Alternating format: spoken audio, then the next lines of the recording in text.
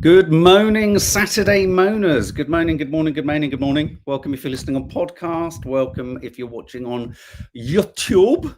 How are we all? Make sure the first thing you do, even if you don't like what the hell I'm about to say, is hit the thumbs up. Hey, just hit the thumbs up. Take a gamble, take a risk. Morning, everyone. Sorry we weren't with you yesterday. All sorts of personal and other issues kicking in. As I say, if you're listening on podcast and you hear me referring to names in the chat room, that's our wonderful community here on YouTube. I hope you're all well. I hope you all had a lovely Friday. I hope you're having a nice Saturday. Apparently the cold snap is coming in here in the UK. It's going to turn cold after it's basically pissed a load of rain. So what are we chatting about this morning? My God, Donald Trump on the run. Is he not literally on the run? I mean, though he could be. He's on the run from the press, though, isn't he? Morning, Nora Doyle. Morning, Clodagh. Yeah, Donald Trump being quite evasive, not taking questions, not wanting to be asked questions. I mean, how often does that happen? You know, he's got something to hide when that happens. We're going to be talking about that. We're also going to be talking about the absolutely sinister and disgusting way in which Gaza is currently being carved in two, and none of it is making the news headlines. And we've got maps, and we've got how America and Israel are doing it. It's sinister. It's sinister and it's silent. Who was I talking to? I was talking to someone yesterday about the fact that it's gone quiet is a little bit, you know, it's gone a bit more sinister. And I want to play you the clip of Megyn Kelly, MAGA, far right, Trump supporting influencer, commentator, etc. How she manages to, it's just a clip that kind of landed in the last 48 hours. We didn't go live yesterday, and I just want to get your thoughts on it, and I just want us to respond to this idea that Megyn Kelly draws a distinction between the ages of Trump's victims. And I want to talk about the fact that her saying that speaks to something, and I can think of women I know who themselves wouldn't say it quite so bluntly, but would kind of say it was different if the age is 15, 14 versus 8. It's just some of the most shocking kind of inferences from what Megyn Kelly said, and this is about the age of the victims, etc. So we're gonna talk about that too. So really, it's quite Trump heavy. It's quite Epstein heavy. I really want to focus on Gaza. We've got plenty of videos, lots of clips here, lots of clips of Trump uncharacteristically avoiding cameras and microphones. And as I say, we're going to play you the Megyn Kelly clip too. But 3 teeth pulled out musical chimp. Wow, flipping out. Are you still in pain? Nora Doyle, Gaza is making me sick. The media are ignoring it as usual. And here's the conundrum around Gaza, Palestine, the situation in the West Bank is it's quite clearly a concerted effort by the world's media, principally because we're in Britain and America, we're kind of the West. It's a really concerted effort not to cover any of the other less obviously kind of dramatic news stories. So I think what's unfortunately happened, or fortunately, however, it's a weird one, this, you know, America's managed to restrain Israel in its fevered, not entirely, but in its absolutely fevered and kind of much publicized attempt to destroy and conquer Gaza and the West Bank. It's still going on, but because it's not happening in the more obviously filmable, reportable, create big headlines way, what's happening is happening by stealth. It's stealthy occupation, stealthy annexation in all directions towards Lebanon and everywhere. So we really are going to talk about that. But let's talk about Donald Trump. So just quickly, the big news this morning, I mean, and this is where we left things, I think, when I last spoke to you on Thursday.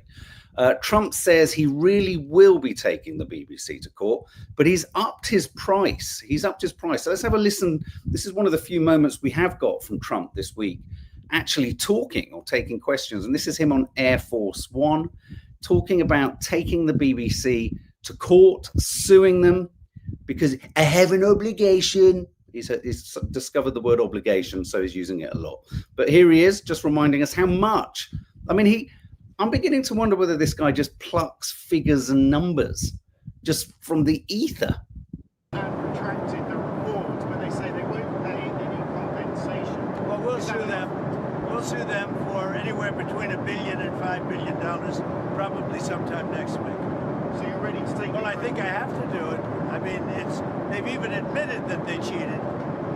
I mean, not that they couldn't have not done that. They cheated. They changed the words coming out of my mouth. That's worse than what CBS did with Kamala. They changed her answer, but at least they didn't show it, coming out of her mouth. Do you think it's appropriate that British TV viewers have to pay more than $200 just for the right to watch television? Do you think the license? Well, I don't know what they do in a place that I like a lot, in general, UK, right? But the people of the UK are very angry about what happened. People of the UK are very angry about what happened to Trump. Me too, that's uncharacteristic. I actually don't mind Trump suing the BBC. The BBC needed a wake up. The BBC made a huge mistake. It's a huge mistake. They have apologized. I mean, if he succeeds at suing the BBC for between 1 and 5 billion, that's the end of the BBC. So I don't think that's something we want to cherish. You're right. It won't amount to that amount. It will probably be a much lower sum. It will probably be an out of court settlement. It may be in the region of millions. But it's the way even on Air Force One, basically Donald Trump's being asked a question about the TV license. I mean, what, look, let's stop the Clinton Bubba thing, the Bubba Trump thing. I mean, I'll just mention this to everyone in the other room. There's a lot of chatter rushing around, isn't there, about who Bubba is and all that in the Epstein files.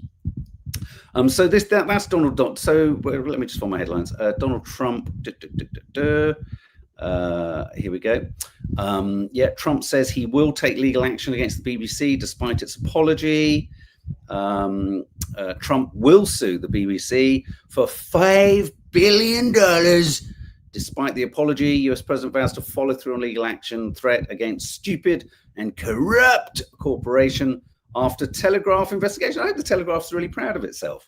Well done, Telegraph, supporting this guy. That's great. I mean, any potential shade of doubt as to where the Telegraph was at is politically is removed. Carys Hall. I mean, the BBC are pretty shitty, but Trump's shittier. This is the thing I don't understand. It's like, yes, of course the BBC's done wrong, but isn't it amazing how everyone else is held to a much higher level of accountability than Trump ever is himself? We're talking about Trump like he's some kind of mild-mannered, morally, orientated individual. I mean, he's one of the most corrupt, self-serving narcissists on the planet. And yet everyone is kind of, poor Trump. Poor Trump. Really? This is a man who you can't trust as far as you can smell him. Just ridiculous. So let's move on to Trump Epstein, shall we? So Donald Trump is ending his support for Marjorie Taylor Greene. Marjorie Taylor Greene, a previously strong Georgian politician, advocate, Republican for MAGA. She's fallen out of step. She's been critical of America's support of Israel. She's been critical of the genocide in Gaza. She's even voted alongside the Democrats on various health insurance acts and policies. She's become a thorn in his side. And that was from a time when, right at the beginning of things, she was a huge advocate. There's a photo in their happier times as they were on the campaign trail. She was a huge, ardent advocate. So Trump says he'll support a primary against Marjorie Taylor Greene in 2026. What that means is that's when she goes to election, when they go to vote, he'll support someone who runs against her. She doesn't have his backing. He will support another candidate.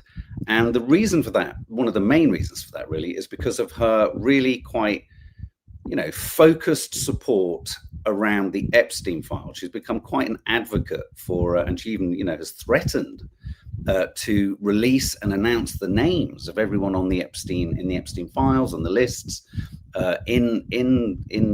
within Congress. She said she will do that. She will just state the names.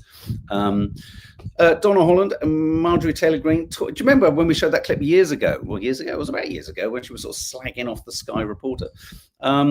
She talks a good game right now. She still hasn't followed through with her statements in Congress. I agree. I mean, we're kind of waiting, aren't we, for to deliver on all of these promises. Now, next week does promise to be quite a significant week in terms of the vote in the House of Representatives regarding, releasing everything that they've got on the Epstein. That then has to go to the Senate. We talked about it earlier in the week, and then it has to go to Trump, and then Trump has to do his pubic hair signature, which isn't his pubic hair signature, to then see if we can actually release all of the files. And of course, he's not going to do that, is he? So he's putting a lot of pressure on Marjorie Taylor Greene. He's trying to kind of silence any opposition. But he's also instructed Pam Bondi to investigate or launch an investigation into Trump's adversaries' ties to Jeffrey Epstein. Now, this is the idea that Donald Trump, apparently, this is the weirdest thing. If the whole Epstein thing is a hoax, how can he instruct Pam Bondi to launch an investigation into the Clintons and the Democrats? It's either a hoax or it's not a hoax. It's either, do you know what I mean? It's either, it's not on. The fan isn't on. The fan isn't on, Hillary. So that did it rumbles on sound for me too. That's weird.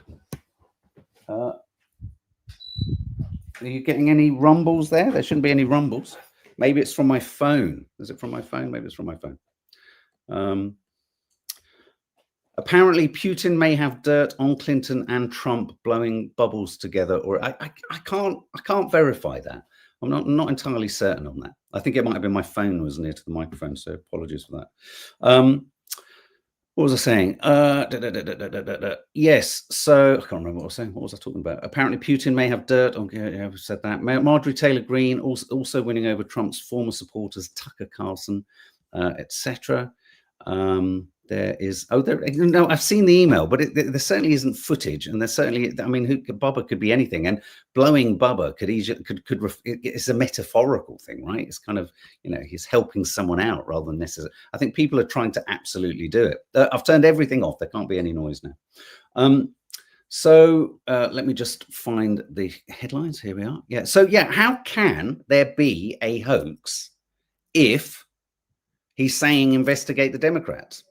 It just, you know what I mean? I mean, this is one of the things he got into power over. This is one of the things he got into power over. It's just utterly ridiculous.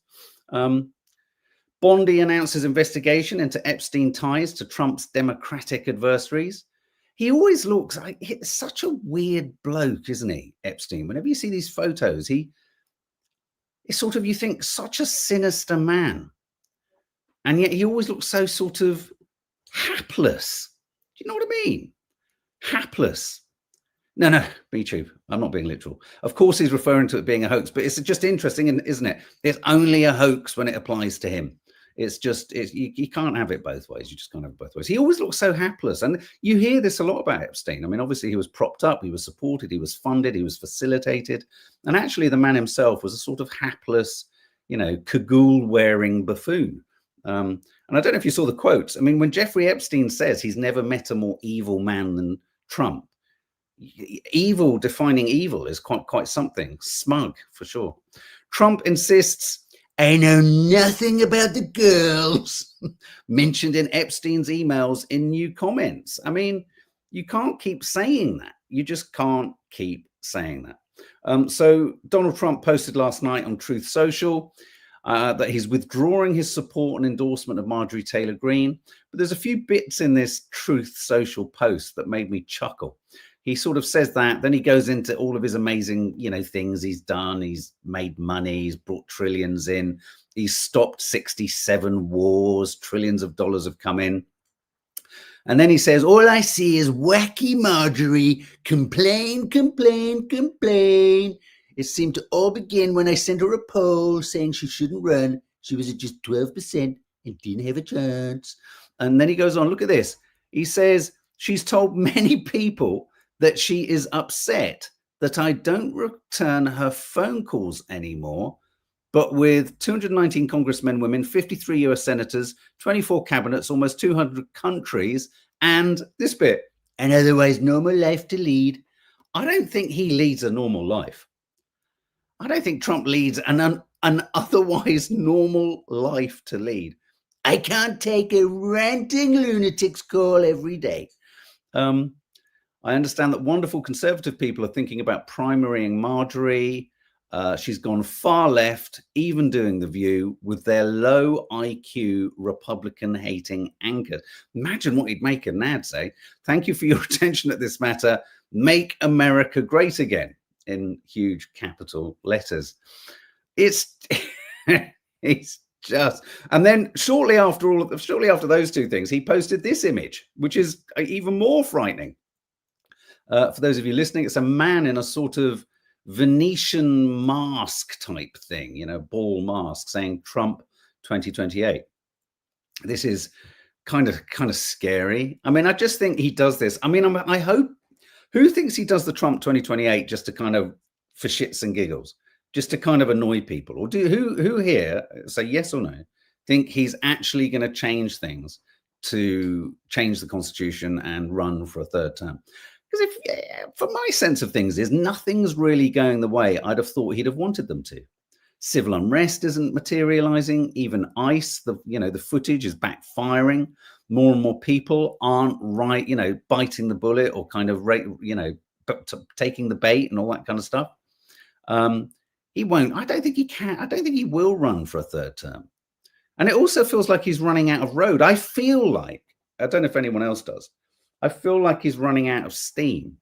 You know, it's kind of he's got into a quagmire with Russia and Ukraine. There's no great headlines to be had there.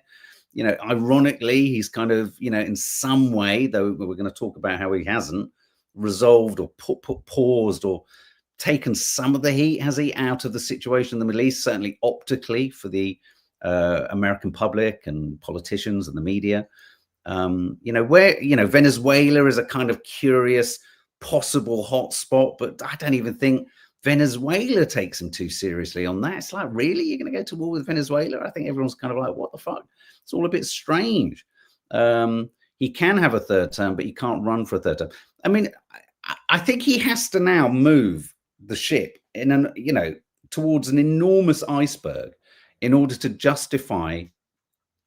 I mean, and who knows, maybe it'll be the NASA high-rise photographs of the interstellar object that are going to be published this week. Apparently news is they are going to land this week. And it does strike me as slightly curious. Do we need to get slightly conspiracy theoried up that the images from NASA that are potentially the most revealing of this interstellar object are going to land in the week, perhaps on the day that Congress votes on releasing the Epstein files? Please tell me not. It does feel a little bit fortuitous, all of that, doesn't it? In other news, Epstein was told himself to steer clear of Andrew, formerly known as the artist called Prince, if you want to get your reputation back. Jesus Christ. PR firm told Jeffrey Epstein when he was freed from jail. So Epstein was told, steer clear of Andrew. He's bad for your public image. Fucking hell. And Epstein said he's never met anyone more evil and lacking in empathy than Trump. I mean, fuck's sake. You couldn't make this shit up, could you? Right, I'm just doing some house order here. In other news, before we move to the serious stuff of, here's some Epstein. They're kind of funnies. They're kind of memes. I kind of pulled them together. Just check these clips out. Allegation of your connection with Jeffrey Epstein.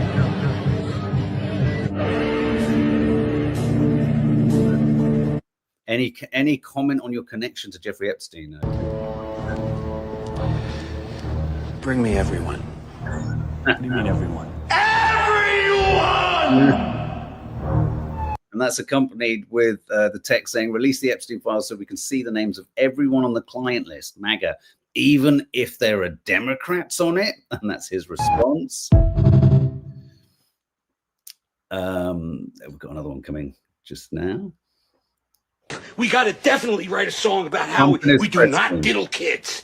Do not diddle kids. It's no good diddling kids. There is no quicker way for people to think that you are diddling kids than by writing a song about it. You got to write a song that says, "Ooh, I wouldn't do it with anybody younger than my daughter." Trump and his press team right now trying to print off a press release regarding Epstein. Let's just get some clips of Trump not taking questions. Trump runs away from Mar-a-Lago, doesn't take questions from the press. There he is, walking, waving. I don't even know who you are. Don't score, Donald. Don't score. No questions there. Oh God, they do go for the whole clip. No questions. Morning, Lisa. Do you want regime change in Venezuela, sir? What did Jeffrey Epstein mean when he said you knew about the girls? If the Epstein case is a hoax, why are you calling for more investigations? As he walks in front of a giant erected, did you see that? Yeah, if you're calling it a hoax, why are there more investigations? That's a great way of putting it. In other news, another rampant, rabid, far-right Republican tries to take down New York mayoral candidate Mamdani. Yes, Angelina Jolie's father, John Voight, has thrown his cap into the ring just to kind of throw shade on Mamdani. A mayor that has taken over New York City is a Muslim that's going to take down the city that never sleeps, the city of life's dreams, this city that our ancestors brought forth in prosperity and greatness and liberty. This city will turn into a forbidden place of darkness. The blood, sweat, and tears that the city of New York was built on will turn into a virtual refugee shelter for the radical Muslim ideology. How do they come to this stuff? I mean, this is just brainwashing supreme, isn't it? It's just quite remarkable. In more news, Donald Trump dodging the press. Remind you as well, we are not actually expected to see the president today. He is traveling to Mar-a-Lago. We'll see if he ends up actually talking to reporters on the plane there, but he doesn't have any public events. We have seen him twice since these emails kind of reopened this entire Epstein saga for the White House. Both of those times in a very uncharacteristic move for the president, did not answer questions. And so really he hasn't talked directly with reporters about this just yet. But I think it's clear from these messages this morning, Pam and Wolf, that he's clearly very frustrated about it. But now he's actually digging into it further, but trying to put the heat on Democrats and So, I mean, so it's being noted. I mean, I just think there comes a point where, for example, I was saying to Nance last night, there's all the discussion about Ghislaine Maxwell being released, seeking a commutation of her sentence and all this kind of stuff. And you just think it's a tricky one. Because, of course, on the one hand, you can see why Trump would absolutely want her to be pardoned, for him to, negotiate some kind of a deal so she stays quiet, so that she kind of fans the flames of problems for his opponents. But at the same time, surely, even the most naive, and I don't mean this insultingly to any Americans in the room, but I mean, even the most naive of Trumpian voter supporters would go, why is he giving her a pardon? So I think there must be an element creeping in now where he can't appear to. I think if he pardoned Ghislaine now, that would telegraph to the entire sort of MAGA base, surely, cover up. It must do. And I think that can be the only reason why it hasn't quite happened yet, and why Ghislaine Maxwell is essentially in prison having the time of her life. Apparently she's got her own puppy. She's allowed to use the canteen on her own and all this kind of stuff. Now, this clip I want to play because I said to Nads, this landed in the week and we didn't get a chance to talk about it. We would have done it yesterday. This is Megyn Kelly trying to draw some kind of distinction between the ages of certain potential victims of Epstein and just trying to draw a distinction between the ages of Epstein's victims. Her inference here, as you'll see quite quickly or hear quite quickly, is that the older the girl was, perhaps the more excusable what would you describe it? The perversion and the act of abuse is. And this, in response to, I see someone there saying it's hard to see memes making light. You're absolutely right. It is. This is at the heart of this. There are children and there are victims of paedophilic child abuse.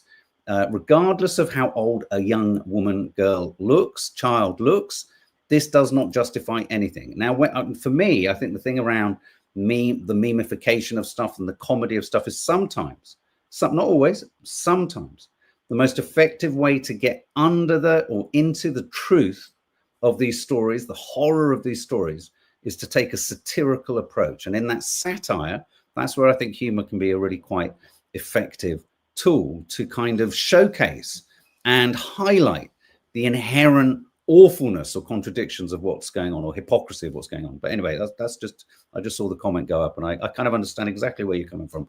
But at the same time, I do think there's a balancing act to be had too. Donna Holland, yes. So bear in mind, the Megyn Kelly has a 14 or 15-year-old daughter herself. And I'll share with you what Nadia said when she heard this quote in the car the other night. But here's Megyn Kelly talking on it. Or Epstein. I've said this before, but just as a reminder, I do know somebody very, very close to this case who is in a position to know virtually everything. Not everything, but virtually everything. And this person has told me from the start, years and years ago, that Jeffrey Epstein, in this person's view, was not a pedophile. This is this person's view, who was there for a lot of this, but that he was into the barely legal type. Like he liked 15-year-old girls. Illegal. And I realize this is disgusting. I'm definitely not trying to make an excuse for this. I'm just giving you facts. Why are you saying it? That he wasn't into like 8-year-olds, but he liked the very young teen types that could pass for even younger than they were, but would look legal. Hang on. So he liked the types that looked older than they were, but looked younger and passed for legal. Everything she says is a bundle of total contradictions. And yes, MeTube, she's trying to make a point about the type Epstein was into, but it doesn't change the legality, and it doesn't change. I'm going to be brutally honest with you here. If you are into barely legal, you need to see a psychotherapist. You need to get help. It's weird. It's weird. It's wrong.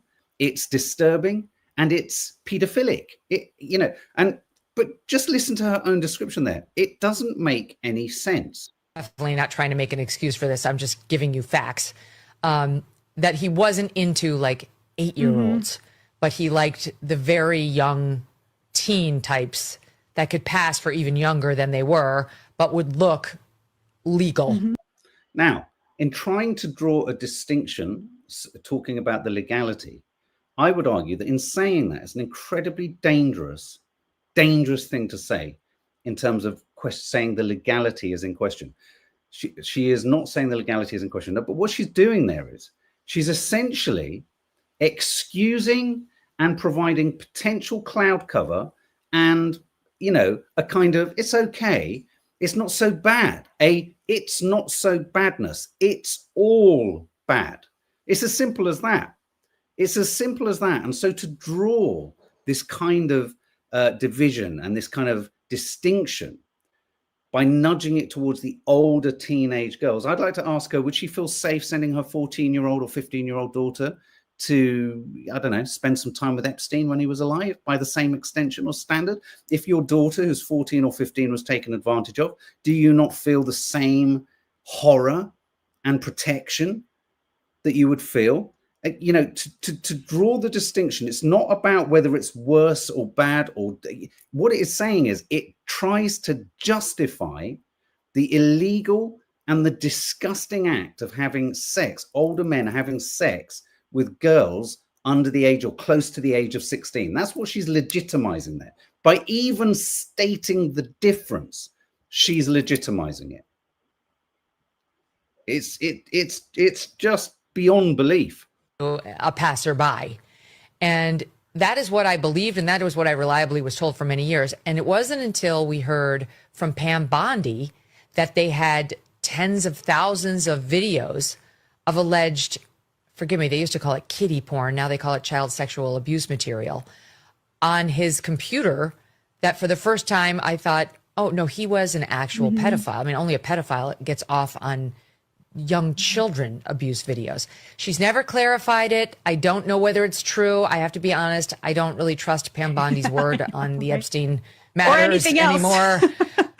Yeah, so I don't know what's true about him, but we have yet to see anybody come forward and say, I was I was under 10. I was under 14 when I first came within his purview. Look, you can say that's a distinction without a difference. No, it's not. I think there is a difference. Yeah. There's a difference between a 15-year-old and a 5-year-old. Yeah. Wow. I mean, I think the problem there is, of course, the difference is 10 years. But there is no difference in the legality, and there is no difference in what it speaks to in the man, if I'm brutally honest. It makes me feel physically sick. And I think the very act and very fact of her flagging it up as a distinction is unforgivable. And so then, I mean, just there's so many all different kinds of wrong with that. I can't even deal with it. So it's not a. So because no one under the age of 10 has come forward. It makes me sick to my stomach what that woman sat there, doled up to the nines. The misogyny. Misogyny, yeah. Jesus. I mean, who has an issue? Now, is she saying there's a difference? You're right, Mark. This is yeah, she is saying there's a difference. I mean, it's like what we're trying to find here is gradations in the depravity of heterosexual male sexuality in this instance. We're trying to create a grading system of abuse where, you know, the younger the child, the more sort of the higher grade. That in and of itself is perverted and is depraved and is disgusting and is distressing. And what kind of a message does that send out to the 14, 15 barely legal children that were abused, who are struggling in their day-to-day lives with the abuse? Are they now going to feel a little bit like I talk about being a recovering? Are they going to feel I'm not a good enough or proper enough or worthy enough paedophilic abuse victim? We're all talking about the legality. We're all talking about, oh, she's drawing a distinction. Well, hang on a minute. That distinction, the very fact of her saying that, puts an enormous amount of shame, guilt, and mental health pressure on those young women, children, who were abused beneath the age of 16. It's just hideous. I mean, I have issues with men who are drawn to the legal side of barely legal. It's just, what does that speak to in older men? What does it speak to? It speaks to impulses that are quite beyond disgusting. And so I think in her actually saying that, what she does there, I think that statement in itself will feed into the shame and the already huge trauma and PTSD that many of those incredibly brave women who went up to Washington to do that press conference and who will be back again this week will feel. They'll be like, but I wasn't 8, but I wasn't 5, but it would have been worse if I was 3. I mean, really? Really?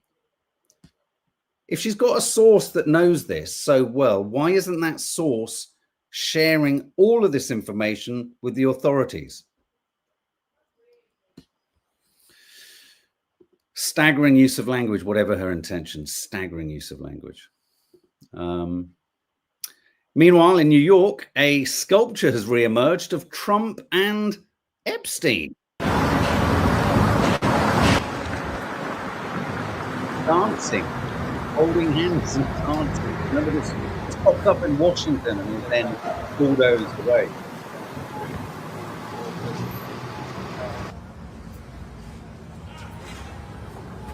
In honor of Friendship Month. Does make me chuckle. And just finally, another character connected with Epstein. This is disgusting. Lord Mandelson relieving himself in the street after a visit to Osborne, after Osborne visit. I mean, that in itself, they were all cut from the same fucking cloth. Tories, Blairite Labours, they're all monstrous, self-serving horrors.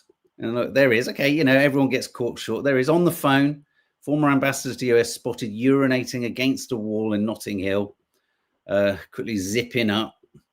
He's got his expensive glasses on. He says that his both his Uber cars cancelled twice. He was caught. Why didn't he go back in and go for a wee wherever he'd been? George Osborne's, was it? Hideous. Hideous, hideous. Okay, I just want to move on to just tidying up my clips here. This headline here, it's quite shocking. US military, this is Gaza, US military planning for divided Gaza with green zone secured by international and Israeli troops. Now, this story, or the details of this, are just quite something to behold. I just want to pull them up on my big screen here. Just bear with me one sec. And I'm going to show you a map in a moment, and I'm going to talk about that map. Here we go. So what you've got there, actually, let me do it here. What you've got there is you've got a map. If you're listening on podcasts, we're looking at a map of the Gaza Strip. Already, a small strip of land, which has now been stripped in two.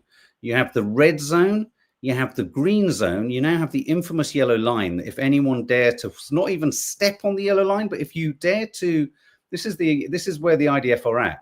If you walk towards the yellow line, you run the risk of being shot. Okay. So you've got the green zone, which is controlled by Israel and America. Oh, and then you've got the red zone, which is where all Palestinians have currently been hemmed in. What has changed? So the concentration camp has got smaller, effectively. It's got smaller.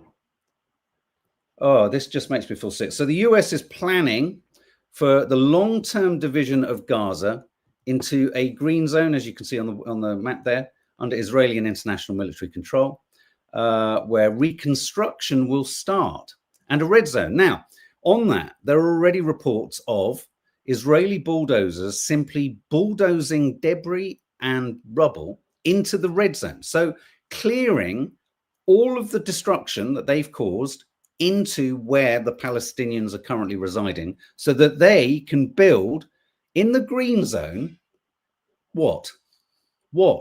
Properties, businesses, settlements. This is staggering.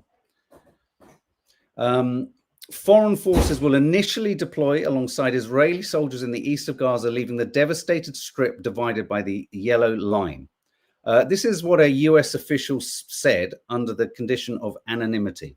A US official said this, quote, "Ideally, you would want to make it all whole, right?"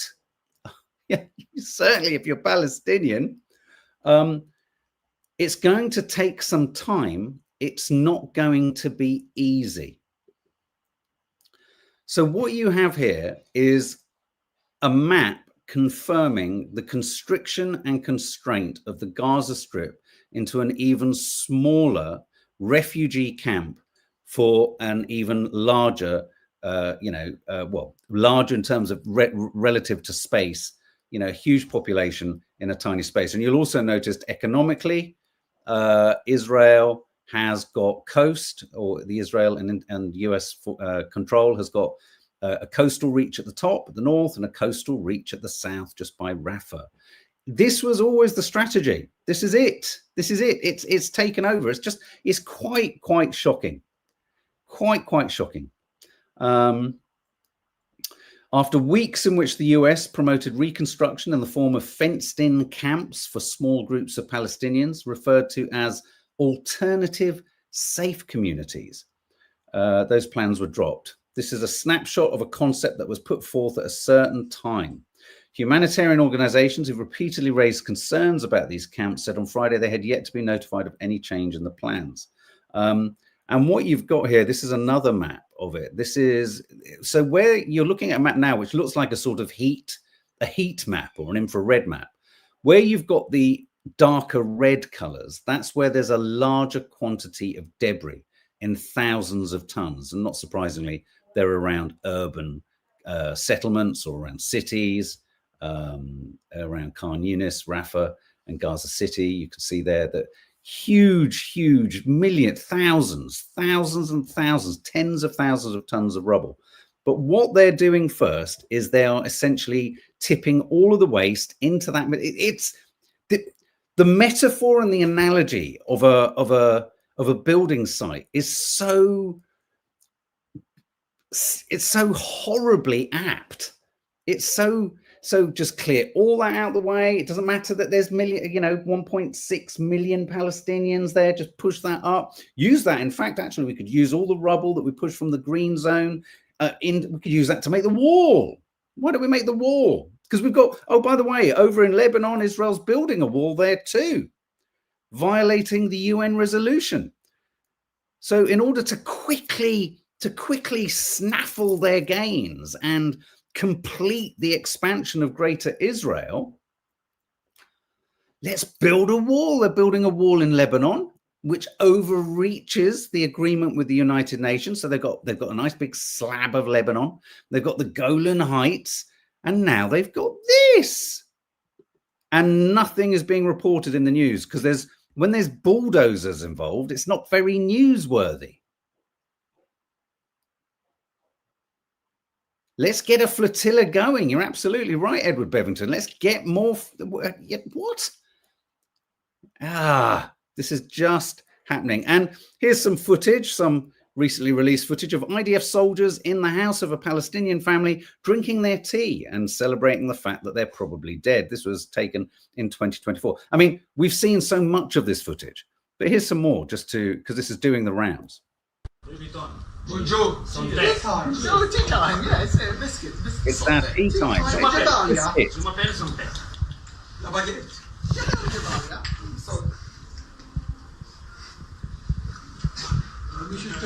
Standing in a Palestinian family center. Here, Mahmoud, you're in your home drinking coffee. You're dead. And they laugh. Oh, sinister. I mean, there's brutalism, and then there's just total sinister evil.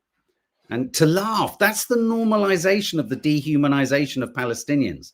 Drinking a cup of tea, standing in a Palestinian family's home, laughing about the fact that the owner of that tea set, that home, is dead.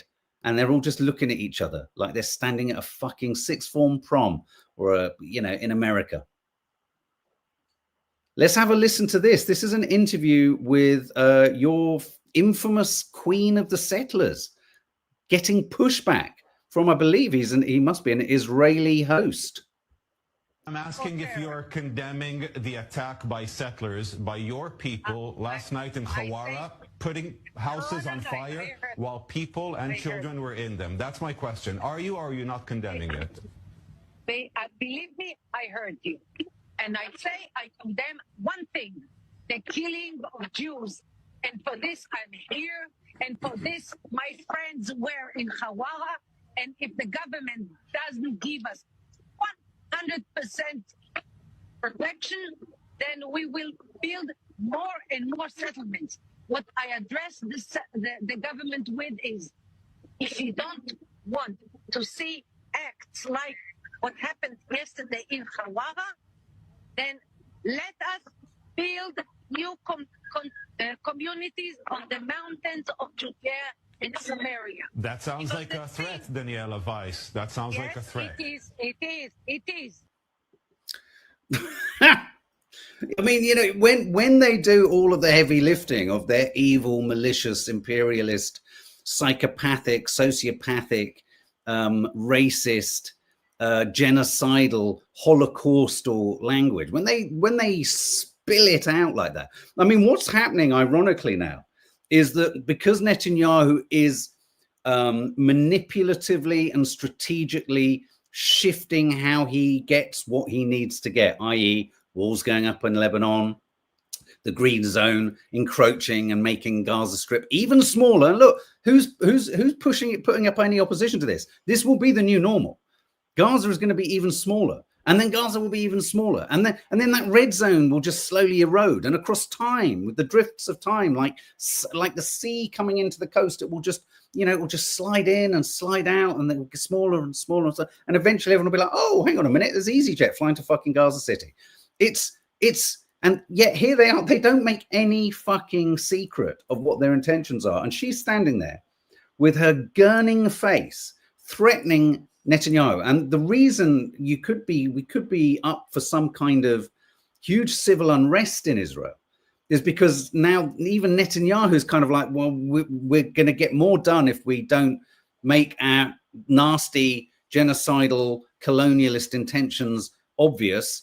Even his fucking evil brain is kind of clearly grasping that idea, which is more sinister for everyone, more difficult for the Palestinians, means that the West and the Western governments and Western media are less inclined to cover it, less inclined to talk about it. It means that the control and the erosion and the conquest of the Palestinian state and the removal of a two-state solution just slowly just sort of fades into a new reality of where's Palestine? No, it doesn't exist.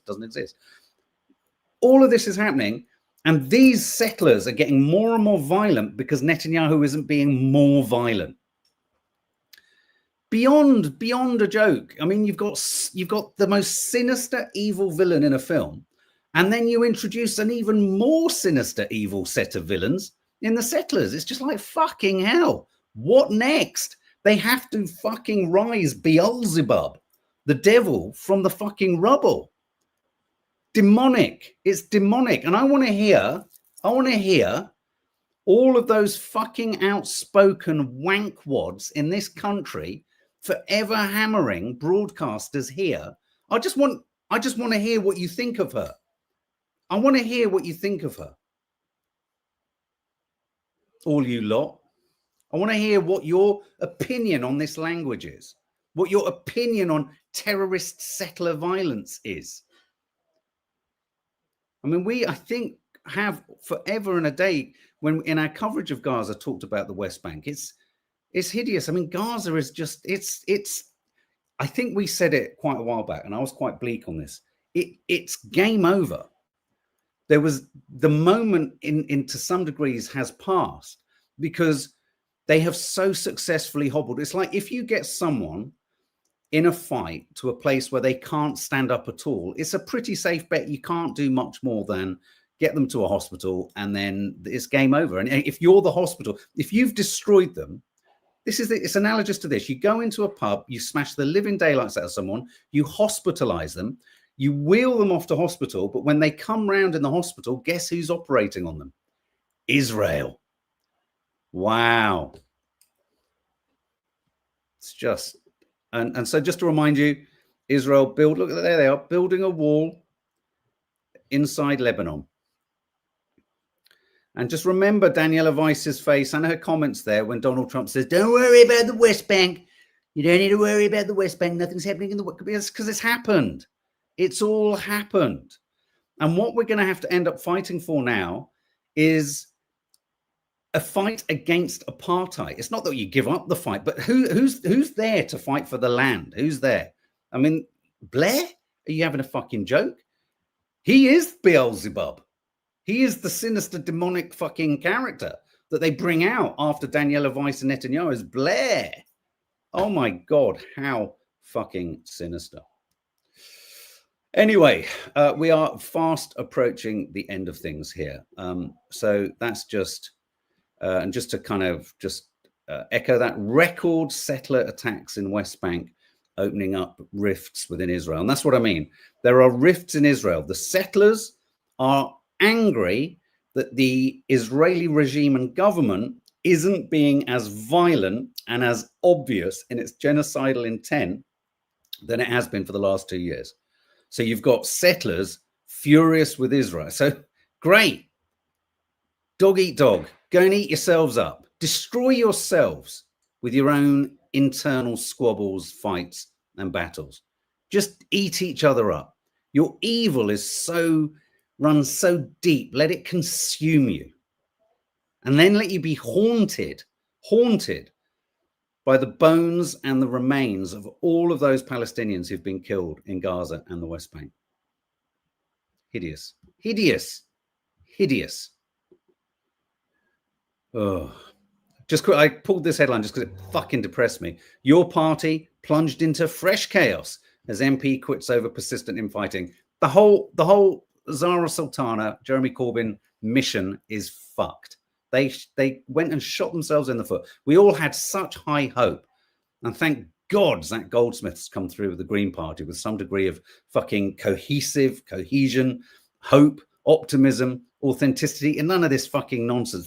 This for me is just yet further proof of, good God, you couldn't make it up. You didn't have to sort much out. Egos, political egos, once again, getting in the way of what people need. People want representation.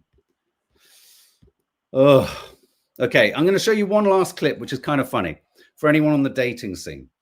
This is a compilation of clips of, and I remember these. I seem to remember these from years ago, where rather than dating apps or anything like that, you would record a message, a video message, to sell yourself, to go on a date, to meet someone. And I just love this. This popped up on my Instagram feed this morning. It made me chuckle, and I thought maybe it'll make you chuckle. So check this out. I'm Maurice. I'm an executive by day and a wild man by night. Hi, my name's Monroe. You've probably already noticed that I have incredibly blue eyes. Hi, my name is Phil. Most of my friends call me Big Phil. Okay. I like to talk to people deep into the night. Hi, I'm Fred. Hi, my name's Mike, and if you're sitting there watching this tape smoking your cigarette, well, hit the fast forward button, because I don't smoke and I don't like people who do smoke. I'm not afraid to get sand on my tuxedo if you're not afraid to let the wind mess your hair up a little bit when I take the top down. Perhaps even a nice bath with some champagne and candles. Hi, Mom. I do fashion photography. I took a sponge ball and was pulling him out of a little girl's ear. Vivacious, foxy. I'm looking for the goddess. Are you the goddess? Who is the goddess? Zoolander. The goddess is the woman, is a woman, is any woman, is all women. A figure that is sexy, slim, tight, excellent legs. I'm a 25-year subscriber to both Playboy and the New Yorker magazine. One of my favorite foods is pizza.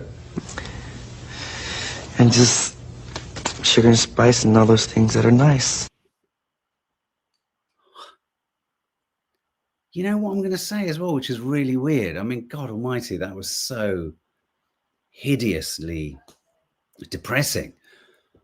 But they didn't feel as, mind you, I was about to say, they don't feel as sinister as some of the attitudes to women now. But then they all looked like serial killers, didn't they? There you go. You think you've got it bad now, that's potentially the choice you had. And there's no swipe right. You had to get your good old-fashioned video recorder, fast forward out, and then hope that you've missed them. I bet there's still singles, says Alison Humble. Anyway, guys, I thought it would be nice to have a chuckle at the end. Keep your comments coming in, please. Do hit the thumbs up icon. Do subscribe. Do hit the notification bell.